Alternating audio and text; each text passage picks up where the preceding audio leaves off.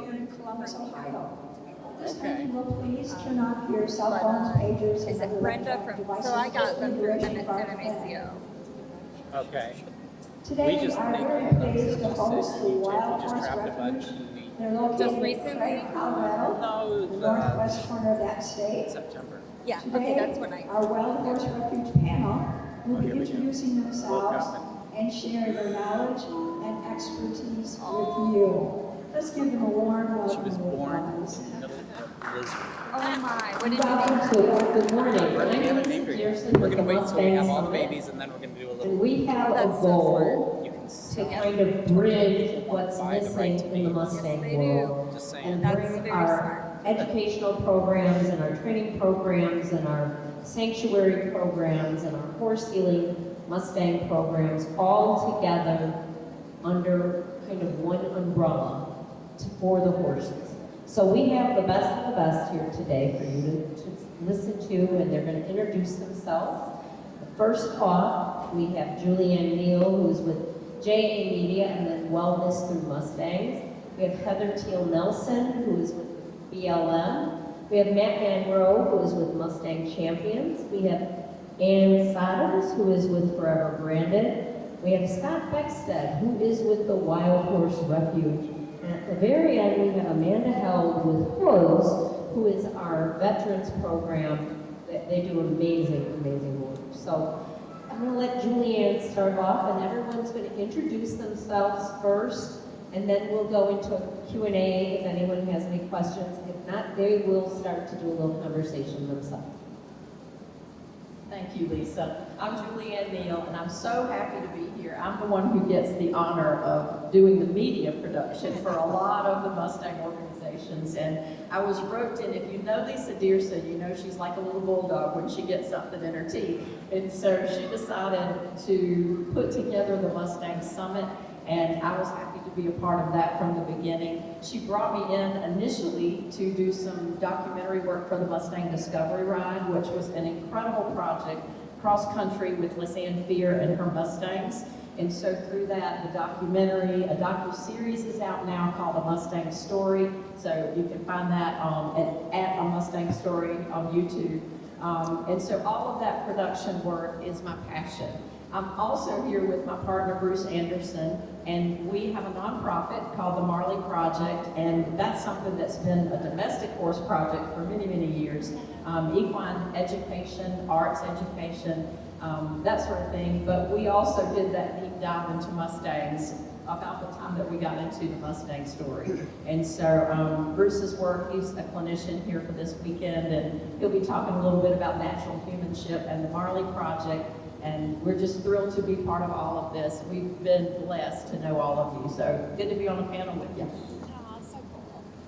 Hi everyone, my name is Heather Tiel-Nelson, and I am a public affairs specialist for the Bureau of Land Management. And it's been my blessing to work in our Wild Horse and Burro program essentially since 2009, attending gathers across the West and all of our Western states, many of them I should say, as well as our adoptions. And I had some notes because you need me to have notes. Nobody wants this girl to go on a rabbit trail. But I thought it would be helpful for you all to hear kind of the story of where it begins. And it begins with the Bureau of Land Management. And as you know, our wild horses and burros originated when our farmers and our ranchers were turning out their stock to roam free. And it was Wild Horse Annie played an integral part of bringing federal protection to these animals and children. It was a letter writing campaign, pretty cool. So our animals, our wild horses and burros received federal protection in 1971 with the passage of the Wild Free Roaming Horses and Burros Act. And at that time, there were about 25,000 wild horses on our western rangelands. Over the decades, the population was managed to achieve rangeland health standards and to protect the health of the herds. However, due to complications with budget resources and low adoptions, populations actually grew to a peak of 95,000 animals roaming BLM lands in 2020. That's 4 times what we know the range can sustain. Since then, and thanks to the the efforts of additional gathers and adopting out excess animals, overpopulation has declined, and I'm sorry for the popping. Our latest estimates actually show about 73,000 animals on public lands as of March 2025. So those wild horses and burros can be found roaming on about 25.6 million acres in 175 herd management areas overseen by the BLM in 10 western states. And though we've made progress in reducing overpopulation, there are still only 46 herds that are within what we call the appropriate management level. So that's what we know the range can balance and the range can sustain in balance with other uses. There are still, if you can believe this, 129 herds that are overpopulated. So as you can see, since the 70s, animals on our wild and precious public rangelands have soared, far exceeding what is healthy for the land and the animals. There's nothing I hate seeing more than skinny horses coming in off a gather. I hate that. Anyway, and because these animals really don't have any natural predators, a herd could double in size every 4 years. And that means they're damaging important and critical water resources for themselves as well as other wildlife. So again, our overriding objective is to manage for healthy wild horses on healthy rangelands and burros. I can't forget those precious donkeys. They're adorable. Anyway, so we periodically we do have to conduct gathers to reduce the number of excess wild horses on the range, and then we offer them for adoption to qualified homes. So last year, for example, we gathered a little over 16,000 wild horses, and we placed into private care about 6,700 animals. So over the last 5 decades, I know I'm going on and on, but it's an important story. Over the last 5 decades, we've placed over 300,000 animals into private care, which is awesome. And for all of you, our awesome partners who are in the category of proud adopter, we salute you, we thank you. We're so grateful for you, for sure. So then all those animals that aren't adopted are cared for their remaining years in either off-range corrals or pastures. And right now, our animals that we're caring for, about 68,000 in these pastures and corrals. Fiscal year 2024, we spent $101 million, and that's nearly 70% of our Wild Horse and Burro program budget. And let's talk fertility control. So many years where it was effective and practical, we have been applying approved fertility control vaccines to our horses. But the thing is, our herds need to be at the appropriate management level for it to be effective in managing those overpopulations. So, and we get a lot of valuable help from our volunteers who spend hours and hours out on the range identifying horses, tracking them. It's not an easy process, and they work really hard at it. And so we're so grateful for those who do dart those animals. The situation is, for many of our herds, they're not approachable by humans, and they are roaming vast, vast stretches of land. So those are the horses that we generally gather via a helicopter. And anyway, let me see. Are you wanting me to read along, Lisa? Whenever you're ready, Sorry. come back. Oh, I guess so. Anyway, we could talk fertility control. I could talk all day long, but I'm going to pass it to Matt. All right. We'll come back. Thank you very much. My name is Matt Manroe. I am the executive director of a new nonprofit called Mustang Champions.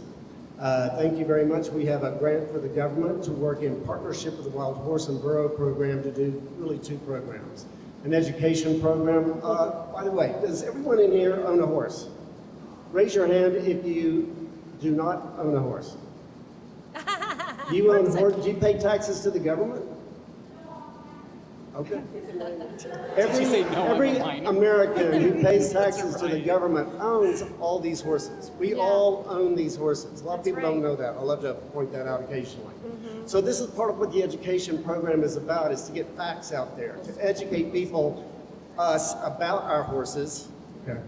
And there's a VR headset experience. And if you will come by the Wild Horse and Burro booth, you can put on the headset and literally stand with Mustangs in the wild. They were so curious about the camera in their environment that they came up to the camera, thus it feels like they're coming up to you. So I highly recommend you come put on a VR headset. The other program is 2 national Mustang competitions. And our idea was Mustangs deserve to be in the best competition venues in America. They are worthy of those venues. We have raised prize money. You can come be the champion of one of our shows and win $50,000, $125,000 total prize. What we're trying to do is get people that wouldn't normally work with a Mustang to come compete with a Mustang. The other thing I love, you can get a Mustang for $125. Some of the show horses in America are $500,000+ animals. So it puts a lot of competitors on a kind of level playing field working with Mustangs. Our competition, we have a Western competition in Las Vegas at South Point Arena. It will be this July.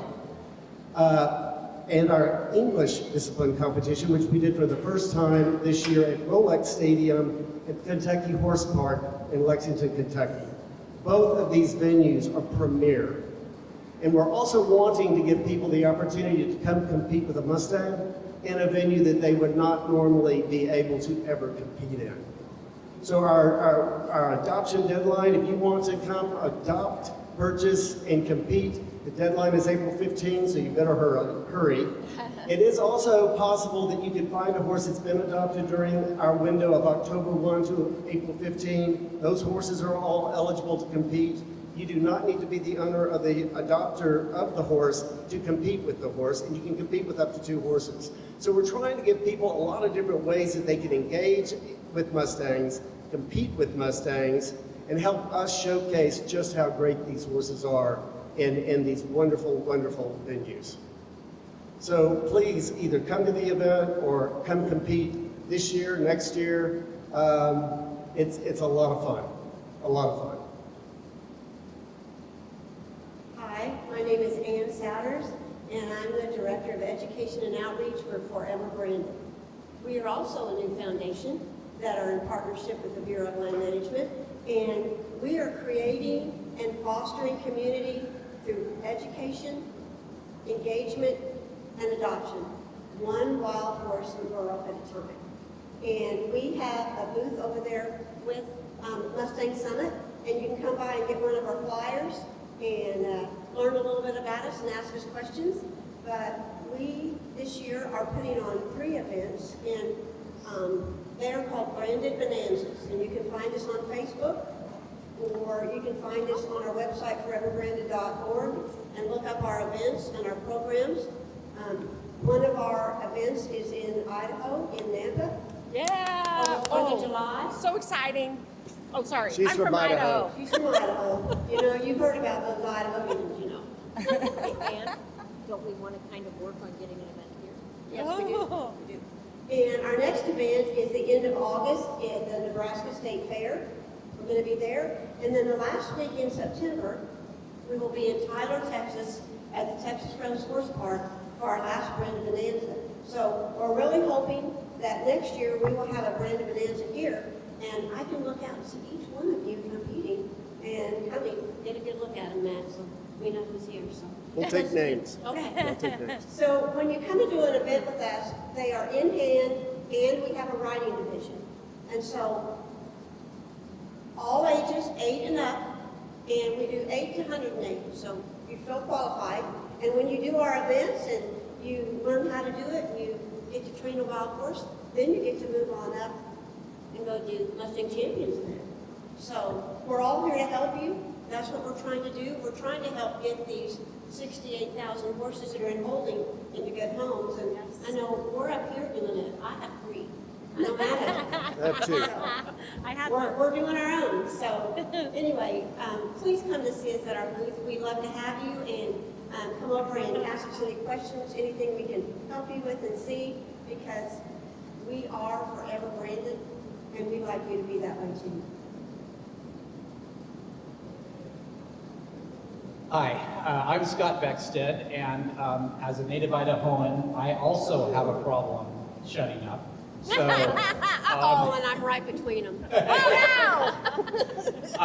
so I am the Chief Equine Programs Director for the Wild Animal Sanctuary, which owns and operates the Wild Horse Refuge located in northwestern Colorado. We are a 30,000-acre permanent sanctuary for Colorado-born wild horses that have been removed from their home ranges by the Bureau of Land Management. We enjoy a good working relationship with the BLM to take horses that are not adopted and providing them with a natural, wild, free-roaming life out on the open range on our property.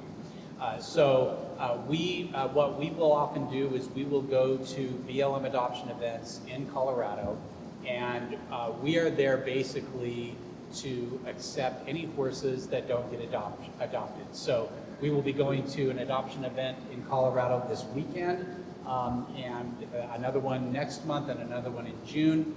We're especially concerned about the sale authority horses. The sale authority horses are those older animals or animals that have been passed over in previous adoption events, because they can be sold for $25 without limitation. So they tend to be the horses that are most at risk from falling into the wrong hands, and so we want to make sure that those horses have a good life and a good place to go in the event that they're not adopted. So many of our horses at the Wild Horse Refuge are older horses. These animals are extremely resilient, very, very tough. Our refuge is just 30 miles from the Sandwash Basin, which is one of the nation's most popular and most beloved herds of wild horses. And many of our horses at the Wild Horse Refuge are from the Sandwash Basin. So when they get turned out after spending, sometimes years in government corrals, it feels very much to them like a homecoming, because they are being turned out onto open range that feels very much like where they were born and raised. So I'm just very thrilled to be here. We are in the Bricker building. We have a booth at booth 104, and I would be happy to talk to you about our work at the Wild Horse Refuge. And it's not just an effort to provide a good home for these wild horses. It is also very much a natural rewilding project, because we don't just have wild horses. We have hundreds of pronghorn antelope and hundreds of mule deer, elk, coyotes, bald eagles, golden eagles. I could go on and on. Jackrabbits, prairie dogs. I mean, it is truly a thriving ecosystem. And what we want to show is that all of these species can coexist. We have the largest breeding lot, which is the breeding territory of greater sage grouse in the state of Colorado. So wild horses often get blamed for causing harm to native wild species, and what we are proving is that wild horses are actually a key species in a healthy, thriving ecosystem that help that ecosystem thrive. So if you're ever in northwestern Colorado, I would love to give you a tour. If you want to learn more, go to wildhorserefuge.org and sign up to be one of our founding donors, and we'd love to show you around and introduce you to the horses and all the other creatures that call it home. So thank you, and again, wildhorserefuge.org. Well, good morning. I just want to say it's humbling and such an honor to be up here with so many impactful people for our wild horse population. Very hard to follow all of you. Oh, no. But my name is Amanda Held. I'm the founder and executive director of HOOVES, which stands for Healing of Our Veterans Equine Services. I also have 23 years in the Air Force and Air National Guard. I'm currently serving at Battle Creek at the 110th Wing. And I was rescued 22 years ago by a wild Mustang when I was living in Colorado. I had gotten out of active duty and really had lost purpose and really struggled. My military career was great. And I found myself feeling like I didn't have anything to live for. And I think that God works in very magical ways, and I found myself on the stables at the Air Force Academy, where they largely incorporate Mustangs into their trail riding program. And so very quickly I was encouraged to adopt a wild Mustang. Her name's Shelby. I still have her today. Yay! So I say this is all her fault. She's 23 now. I got her as a yearling. And we need all of these perspectives, and the perspectives that I would love to bring to this conversation is actually the therapeutic effect. We know horses are therapeutic, but if you haven't had the opportunity to interact with a wild horse, you really can't truly understand. And I also come with a disclaimer that if you become my friend, at some point you will own a wild Mustang. Whether you're actually a horse person or not, doesn't matter, I don't discriminate. But because I received such a profound healing, and a lot of times people want to know, like, well, what is the magic? What do these horses do that other people don't do? And I will not go down my neuroscience rabbit hole unless you want to come to my booth and have a conversation. But at the 5,000 foot level, these wild horses are just looking to know that you're safe. And if you're authentic, they can feel that you're safe. If you have some things that are in the way of their authenticity, they can feel that as well. And so they really demand a higher level of presence and self-reflection and connection. And oftentimes when people are struggling with their mental health, that is the corridor to be able to get into the other things that can help you. So healing starts with vulnerability, but vulnerability can't happen until there's trust. And so people really learn how to trust themselves through trusting a wild horse. And it's the most beautiful thing I've ever seen. It's why we've all dedicated our lives to this cause. And so our farm operates out of Northwest Ohio. And do we have any veterans in the audience today? Awesome. Thank you for your service. Do we have anyone in the audience today that knows a veteran? Yeah, we all know veterans, right? Does anyone in the audience know a veteran who's struggling? Many people do, right? If you know a veteran, you probably know a veteran who's struggling. And so that's why we exist. And so since 2017, we've helped over 800 veterans heal, regain control, and return to those lives that they fought to protect. And an integral part of that program is our wild horses. And I think there's a theme of us all being able to talk all day. It would be dangerous to just put us all in a room. I think we're really productive. I don't know. Maybe both. Maybe both. I'm ready. But I just want to share why Mustangs, right? Because we have 34 horses at our farm. They're not all Mustangs. But any time that we get a veteran who's extra shut down, not buying into it, very skeptical, we can always count on our Mustangs. And we are an all-choice therapy program, which means that we don't force any of our horses to do this or participate in any fashion. They all have choice. And I think it's so beautiful because they all know, and they always know. And so we had a guy in particular in July that was very shut down, not buying into the program, not really happy that he came, and very angry. And we put him out with the group, and we have a Mustang. So we adopt from the range. We take Mustangs that other people have had troubles with, and they're can't get through to. But we have probably the worst Mustang I've ever seen on 4 legs. He was very violent, and like there were days I didn't know if we'd get through. So he's rehabilitated now. But this particular veteran, when he went into the pasture, all the horses ran away from him, except for Montana. And so Montana ended up choosing him for the exercise. And while he chose him, and we got him haltered and we got him into the arena, he still wasn't keen on participating. And so this veteran actually does have Native American roots, and he started to communicate to Montana with his Native American hand signals.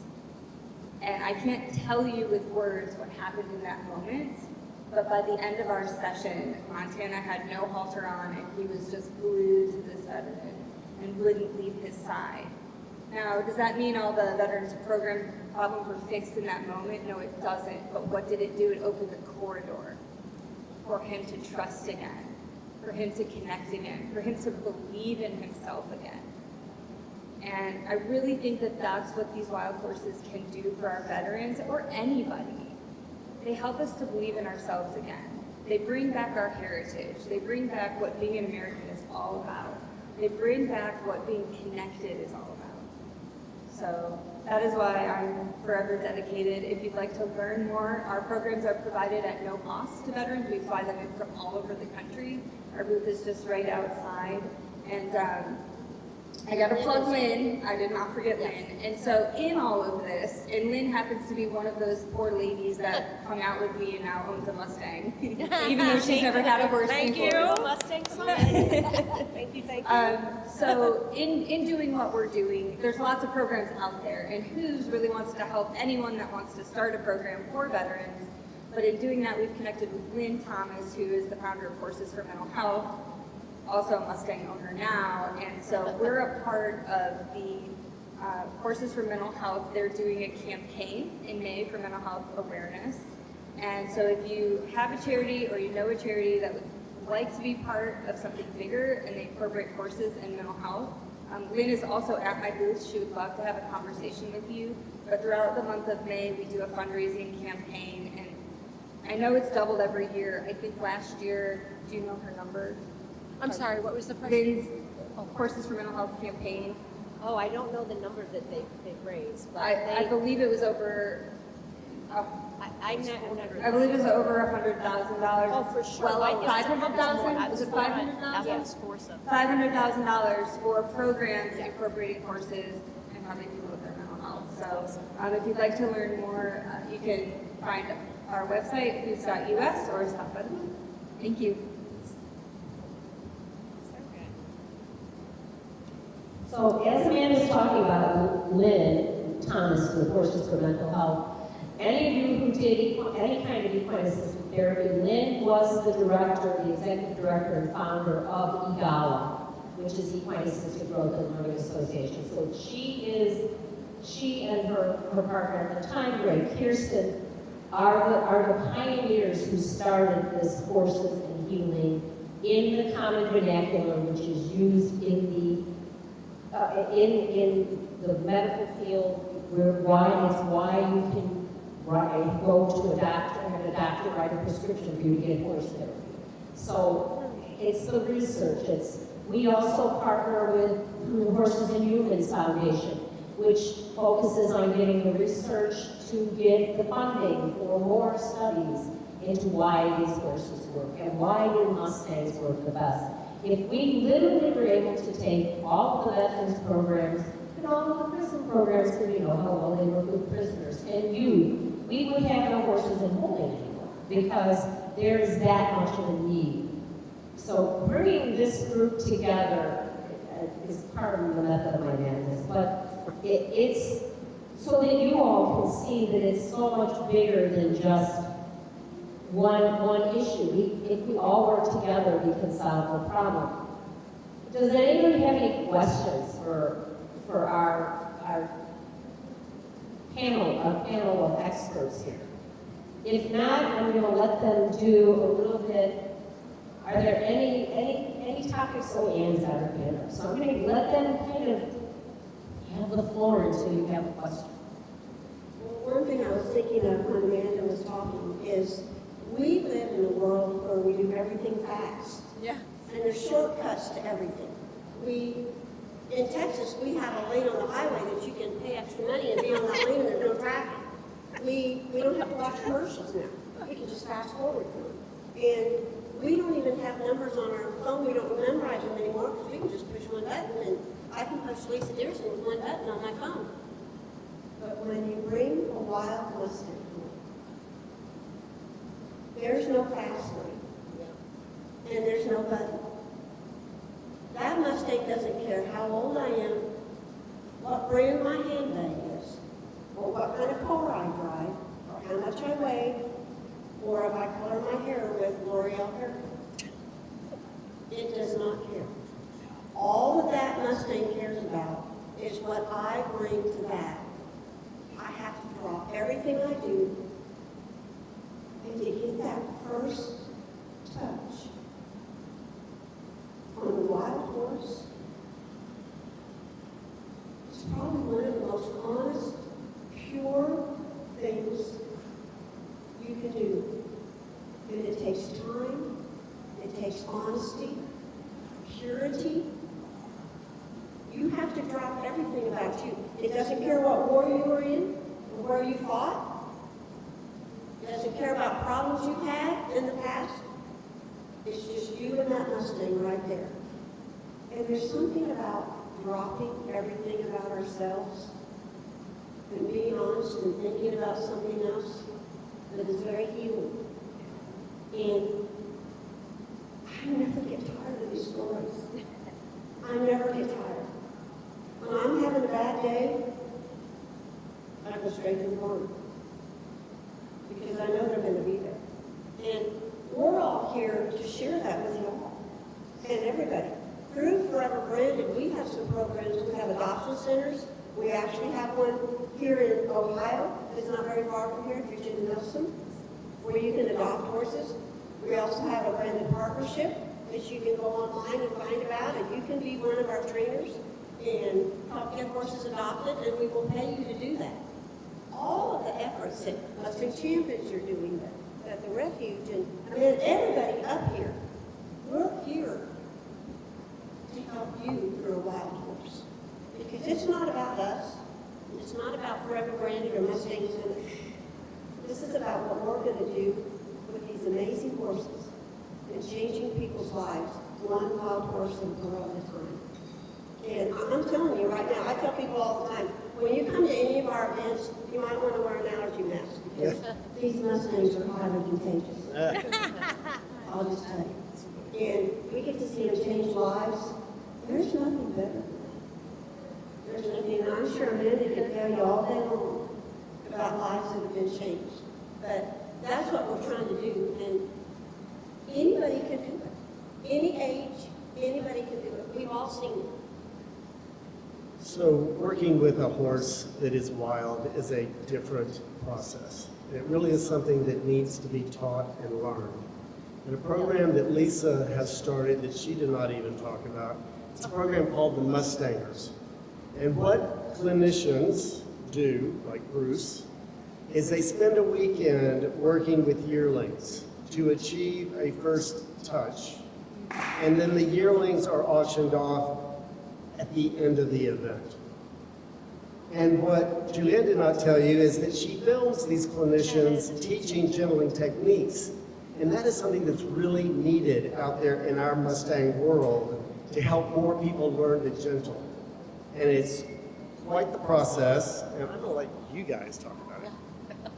I'm a firm believer. Yeah, well, I'm a firm believer in storytelling, and so as I listen to all of your stories, and Lisa's stories, and Bruce, and everybody, they're the catalyst for the docu-series, and we have 4 episodes out right now. The first one is about Mustang Feeder. They're called A Mustang Story.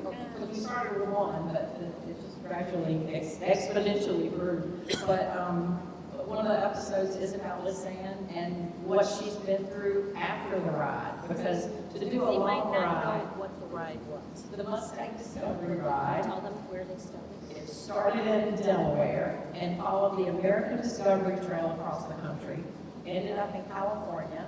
And so over a period of 14 months, one young lady, her team of 4 Mustangs and a Molly Mustang, made it across on a long ride, sharing education along the way, showcasing what these amazing horses can do. And that was what drew me into it initially, because, you know, I've had domestics all my life. If I tried to ride my Winston, my Shire down the side of the interstate with semis flying by like I saw her do, I wouldn't be here today. And so just seeing the power of watching other people learn about what Lisanne was doing was the catalyst for so many things. The people were And- connected across the country. Right, and Lisa won't tell you this, but she sat behind the scenes so long, making those connections, connecting the dots of where Lisanne needed to be the next day. And so Bruce and I met her in California along with a host of other people who had been along the ride at different points along the way. And the first Mustang Summit was there in Sacramento. And so that just sort of started that whole storytelling thing for us. And so as we all tell these stories, I think what we want is for that exponential growth to happen within the equine world, that maybe you're not a Mustang person yet, but if you hear some of the things that these amazing horses can do, and the stories of all the people who are working with them and what they've been able to accomplish, I think more horse people would think, I can do that. And, you know, for Mustang Champions to have an English-based English discipline competition of that level for the first time. Oh my God, you don't know how excited people have been about that. And so, and Lisa, you'll have to tell. Now talk about Mustangers. The Mustangers, I'm personally excited about the Mustangers because I see what Bruce puts into the connections that he makes. And it's a long process. So the hard part is it's a 3-day thing during the summit. And we all know it takes longer than 3 days to make those connections. But just seeing that little bit is exciting for me. So storytelling is part of that. So we have 6 live horse events, live Mustang events, and then altogether 21 events across the country this year. We just added another one. We're going to fit in the only weekend that had open in September with a youth program in Maryland with 6 youths. The reason we use yearlings is it takes away that anybody wanting to go move too fast with the horses. It brings everybody back to what we're saying, it's education.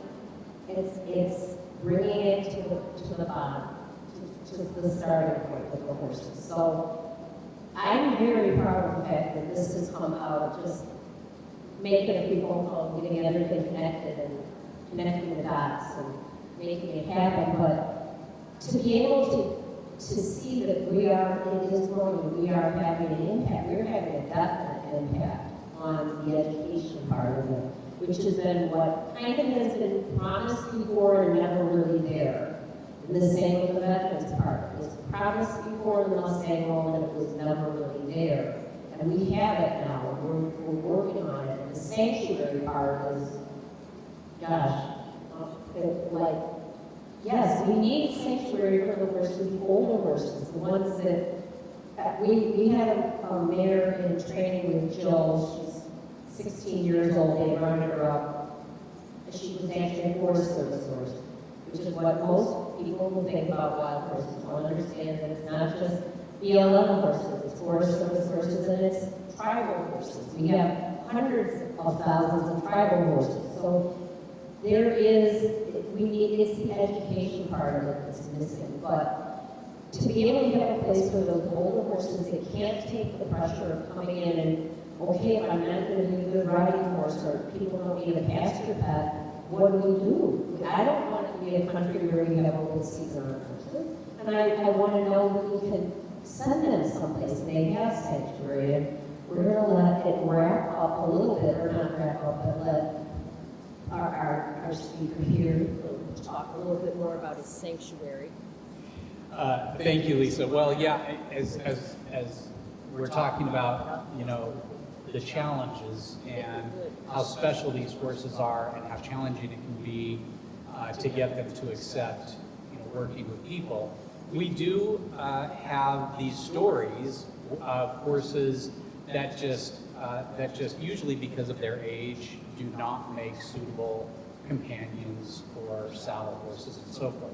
So I'm reminded just recently, we have a guy that just came to us named Pistol, gelding, middle-aged gelding from the East Douglas herd management area in Colorado.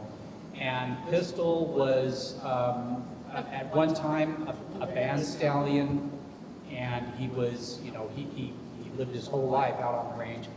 He was rounded up and adopted by a very, very nice lady who spent 18 months with him trying everything, including bringing in professional trainers to get him to accept the presence of people.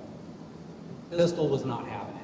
He just, from the very get-go, he made it abundantly clear to everyone that he was not comfortable with people. And so this nice lady wanted what was best for Pistol, so she reached out to us.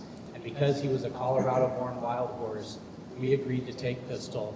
He's now in one of our corrals getting acclimated, and he's going to be turned out, and he's going to find other members of the East Douglas herd that he's going to know them, he's going to remember them, and he is going to forever be a wild horse, which is what he really wants. I mean, again, we hear about these stories. A very small percentage of our horses come from owners who gave these horses a really sustained effort, but they finally came to a place of understanding that what they really need is to be turned out into a setting where they can just be wild. And so, these events and these awesome people sitting next to me are doing fantastic work with the horses that are being made available for adoption. But there is going to be that very small subset of animals who need something different, and that is why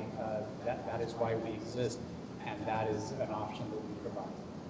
Yes, sir. Do you have a program where the public can come in? Do you have a program where the public can come in and see what y'all are doing, or is that you try to keep it quiet?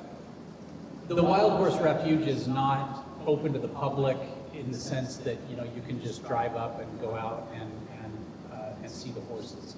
But we do give guided tours, and I love giving guided tours. It's actually the best part of my job is taking people out onto this vast, wide open range and show them horses living wild and free along with all of the other species out there. It really is a mind-blowing experience. So I would just say, if you are ever in northwestern Colorado, please look me up, come and visit, and I'd love to give you a tour. Right. So next month, May 20th through the 22nd, we are having a photography workshop led by Kimberly Carroll.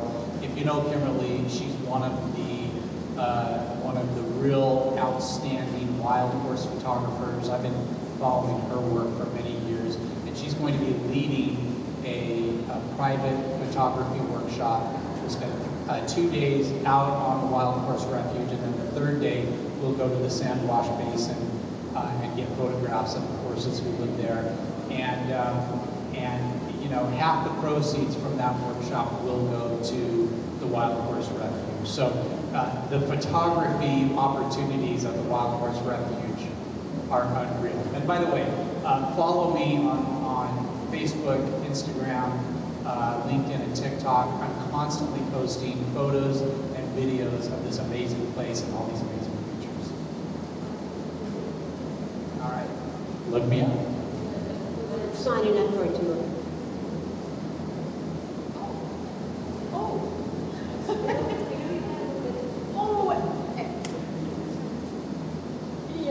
Absolutely.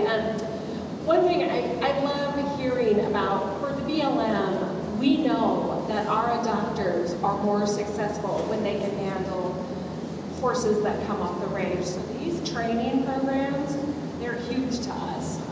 Incredibly important. And we have a really cool, I know Matt kind of mentioned it earlier, but we've got, we're over here, we've got a booth where we can answer your questions. Would love to chat with you more about issues facing wild horses both on and off the range, and additional fertility control efforts that the BLM is pursuing. We've done it for a long time.